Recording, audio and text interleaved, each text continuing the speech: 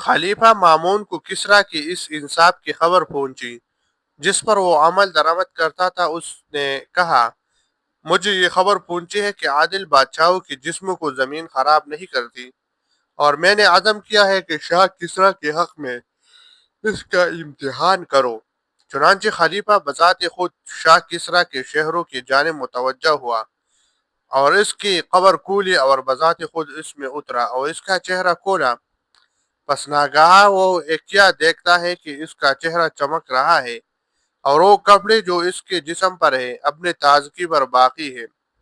ان میں کچھ بھی تغیر نہیں آیا، اور اس کی انگلی میں یاقوت سرخ کی ایک ایسی انگوٹھی دیکھی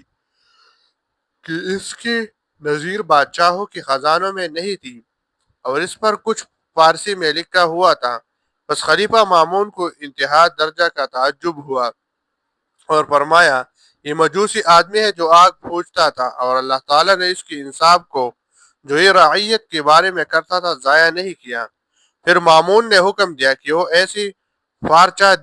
دیبا سے چھپایا جائے جو سونے سے مرصع اور آراستہ ہو،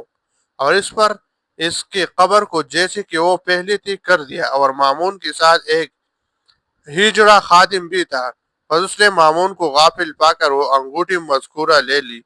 چنانچہ جب مامون کو خبر ہوئی تو اس نے اس غلام کو 100 کوڑے مارے اور سن کی طرف نکال لیا، اور وہ انگوٹھی کسریٰ کی انگلی میں جیسی کہ پہلے تھی دوبارہ پہنا دی، اور کہا،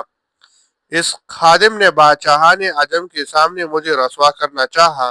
حتیٰ کہ وہ کہیں گے کہ مامون قبروں کا کھودنے والا اور کفن چور تھا۔